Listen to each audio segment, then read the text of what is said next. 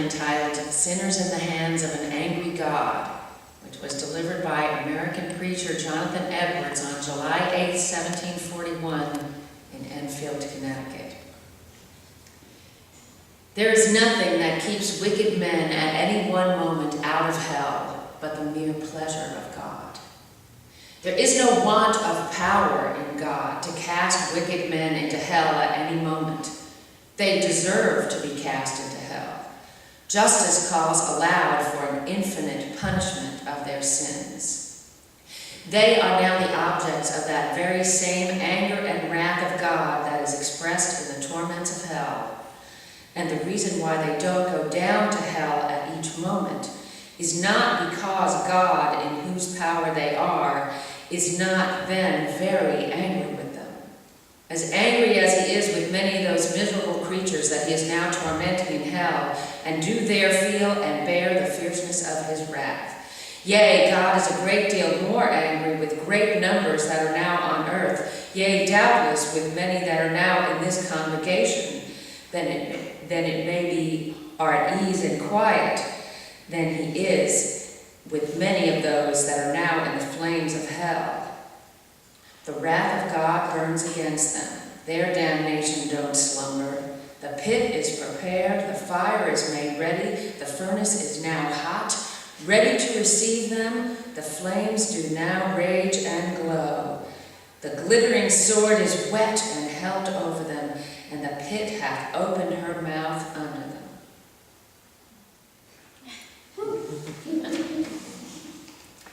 Our second reading is a quote from John Murray, speaking in 1770 from Charles Howe's book, The Larger Faith, A Short History of American Universalism. Go out into the highways and byways of America, your new country. Give the people blanketed with the decaying and crumbling Calvinism something of your new vision. You may possess only a small light, but uncover it, let it shine. Use it in order to bring more light and understanding to the hearts and minds of men. Give them not hell, but hope and courage. Do not push them deeper into their theological despair, but preach the kindness and everlasting love of God.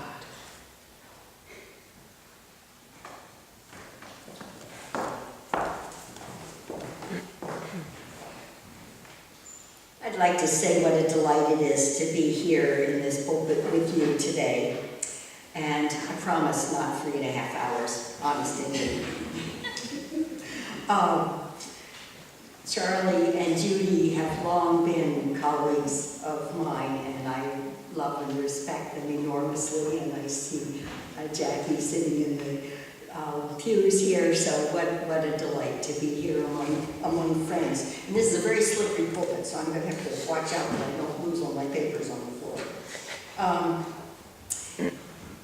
I'd like to share an image with you.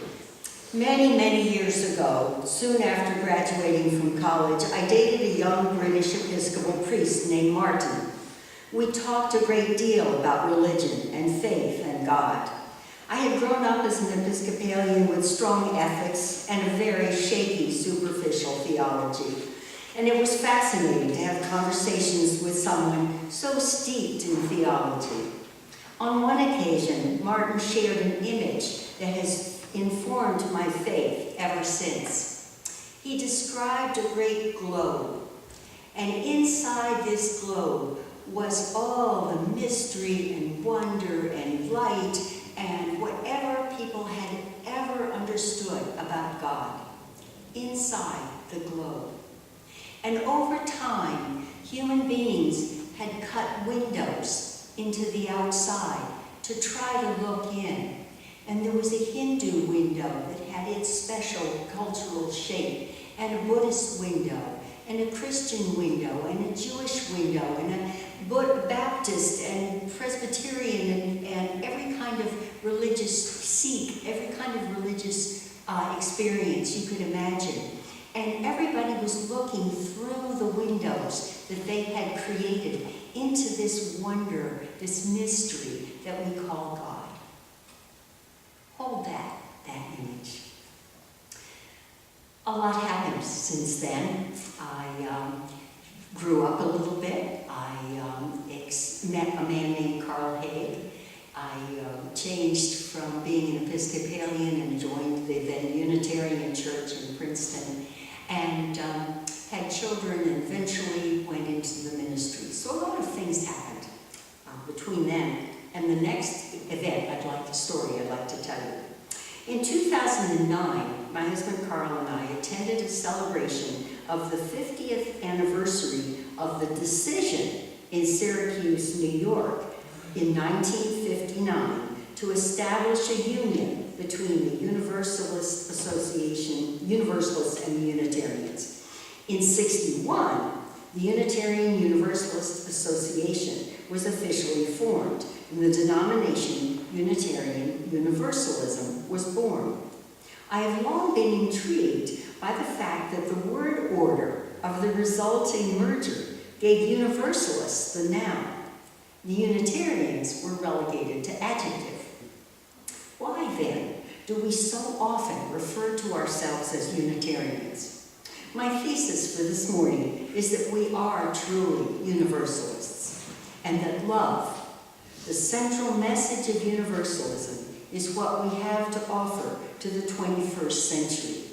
Let us claim this heritage. As I mentioned, my first Unitarian Universalist church was actually the Unitarian Church in Princeton.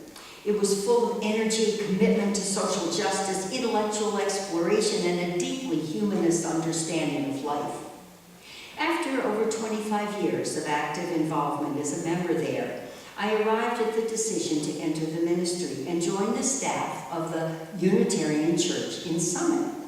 It was the parish minister there, Dave Bumbaugh, who provided my introduction to Universalism. Dave instituted the unison affirmation that we spoke this morning. Love is the doctrine of this church. Love is at the heart of this affirmation. Love is the basis for questing, service, community, and peace. God is love is the central message of Universalism. This, plus my deep involvement with Murray Grove, the birthplace of Universalism in this country, has deepened and enriched my belief in the power of the Universalist message. So where did the Universalists come from, and why does it matter to us today? Many of the British colonies of America had been formed by groups of people seeking a place to practice their faith, free from infringements by European governments and corrupt ecclesiastical bodies. In the early part of the 18th century, there was a movement known as the Great Awakening in 1730 to 1755. This was a return to religious fervor and a powerful call for people to cease their foolish ways and return to a very strict Calvinism. Reverend Jonathan Edwards, whose words you just heard, is a typical sermon of the Great Awakening, emphasizing the widely held belief that hell is a real and functional place. Edwards hoped that the imagery and message of his sermon would awaken his audience to the horrific reality that he argued awaited them should they continue without Christ. Edwards says that it is the will of God that keeps wicked men from the depths of hell. This act of restraint has given humanity a chance to change their ways and return to Christ. Religious revivalism was strong, and the fear of God was preached in many, many pulpits. But there was a counter-reaction, and some thinkers and preachers offered a different view, that the God of the Scriptures was a kinder, gentler God. One example was James Relly in England, where John Murray became a convert to Universalism. James Relly wrote a treatise called Union. In this, Relly affirmed that Jesus Christ had so thoroughly identified himself with humankind that he became completely tainted with humanity's sins, and that through his death on the cross, he had atoned for both his own sins and the sins of all humankind, past, present, and future. I told the wonderful miracle story of Universalism's arrival on the shores of North America. in our own true miracle story. It's one we should claim because we don't have many miracle stories to tell. A miracle made it possible for John Murray to preach universal salvation in that little chapel that Thomas Potter had built. And this miracle allowed him to renew and reclaim his own faith. That was 1770, 6 years before our Declaration of Independence. John Murray was not the first or only proponent of universal salvation.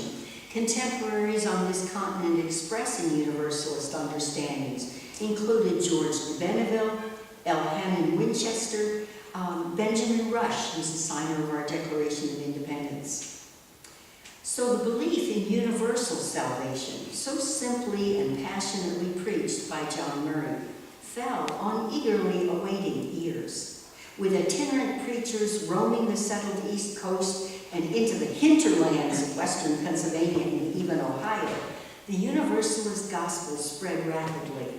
It leavened the rigid Calvinism of the day and changed the expression of Protestant Christianity in the New World.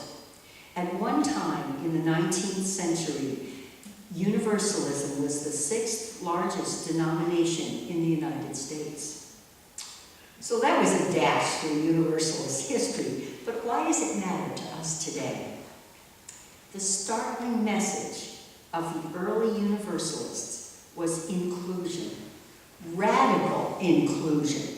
Everyone was to receive the blessing of salvation. I had thought there was not a lot of hellfire and damnation being preached in this country today until a recent conversation with an acquaintance who left his fundamentalist roots where damnation indeed was preached, and he became a Christian Universalist. In addition to exclusive religious teaching and practice, exclusion is in full force in more secular ways as well. Boundaries of who is accepted and who is not are built into the walls erected to prevent illegal immigration. The exclusion of those who are different is heard in the rhetoric of love it or leave it nationalism. It is alive in hate crimes, attacks, and murders, and frightening in the continued drone of racism and homophobia and transphobia. I believe the need for the gospel of inclusion is critical in our time, and preachers of universalism have risen to the need. Two whom I would like to lift up are Bill Schultz, former president of the UUA, and Forrest Church, widely published theological writer. In a book called We Are Unitarian, underlined Universalists, Finding Time and Other Delicacies, Bill Schultz writes this: "Proud though we can be of this Universalist history, however, it alone does not account for why I, who was raised a Unitarian and who reveres my Unitarian heritage too, so treasure the fact that Universalism is now part of who I am religiously. Indeed, what we gather from our Universalist roots may be even more germane to today's world than our Unitarian traditions." Schultz goes on to describe 4 reasons for his Universalist identity. First, Universalism had a gospel, a doctrine, a core belief around which its members rallied. While rarely putting that doctrine into creedal form, Universalism was unafraid to proclaim that it had some good news, which the world needed desperately. Second reason, Universalism imaged God as gentle and conciliatory rather than violent and retributive. If, as seems most likely, our images of divinity affect how we behave in the world, Universalism's conviction of God's beneficence has much to recommend it. And 3, Universalism affirmed religious experience and feeling. Religion was not just something to think or talk about. It was something to be held deep inside the heart and something to be shouted from the rooftops. And 4th, Universalism taught a global consciousness long before it was fashionable. It called us to transcend national loyalties in the interests of the human spirit. really speak to me personally. As Unitarian Universalists, we do have good news to proclaim, that every person on the planet is worthy of our respect and of our care. That how we live our lives during our 80 or whatever time we're given matters more than doctrines and creeds. And that we humans are but one thread in the amazing, awesome web of creation. As Unitarian Universalists, we believe it matters that the ultimate universal mystery that we often call the spirit of life and of love, is gentle and caring, not vengeful and partisan. As Unitarian Universalists, we have come to value the spirit, the heart and emotions we bring to our search for truth and meaning as much as the intellect. We affirm the experience of transcendent wonder and awe as primary religious text. And as Unitarian Universalists, we lift up the interconnection of all existence above denominational claims and national loyalties. I like Schultz's writings. One of our great lights went out when Reverend Forrest Church died. In the last year of his life, his cancer in remission, Forrest penned a final summation of his lifetime as a liberal theologian in a book called The Cathedral of the World, a Universalist Theology. There he writes that the guiding principles of this country, the United States, are universal. E pluribus unum, he states, is a universalist epiphany. The American creed was basic to this country's formation, was a faith in the people to combine for the common good. One chapter in Forrest's book is the sermon he preached in 1987 at the Coalition for Peace Action annual conference in Princeton, entitled The Commonwealth of God. Speaking about the need for humanity to work together to prevent nuclear holocaust, he said, and I quote, "Given human nature and history, to propose a relational, cooperative, and fraternal, kinship-based ethic fashioned to strengthen the interdependent web of being may seem idealistic and naive. In fact, it is desperately realistic. Interrelatedness is not simply a theological concept. It is a new truth." He's right. We live in a global village, a global economy, a global ecology, and we're just beginning to understand the implications. Whether it is the threat of a virus such as H1N1, or a global financial crisis, or global warming, or extinction of species, the concerns are universal, and the solutions must be also. In a chapter titled Universalism for the 21st Century, Church writes, and I quote, "By definition, Universalism is not the province of any one sect. Humility and awe, two essential handmaidens for a heartfelt universalism, lie at the root of all direct human experience of the holy." And as a closing image, Church offers us a magnificent metaphor, the cathedral of the world. "Though the human pilgrimage may wind down a million paths," he writes, "all roads alike lead to the grave. In the temple of universalism, two great pillars, awe and humility, flank the doors. The doors themselves are birth and death. In the cathedral of the world, the same light shines through all our windows, but each window is different. The windows modify the light, refracting it in various patterns that suggest discrete meanings. The different windows modify the one light, such as Christian universalism, Jewish universalism, Buddhist, Muslim, Hindu universalism, and for us, Unitarian universalism. The spirit of love is the light. the common mystery, the universal principle linking all humans on the planet. I suddenly realized a while ago the reverse of the sphere image that I started with. With God, the mystery in the sphere was inside. And in Church's image, God, the mystery, is outside. It's the light coming in. Many windows for letting in the light. I invite us to claim our Universalist heritage. I invite us to affirm that our contemporary social justice civil rights proclamation, standing on the side of love, grows out of our Universalist roots. I invite us to reach out to those of other faiths for the Universalist understandings that connect us beyond creedal differences.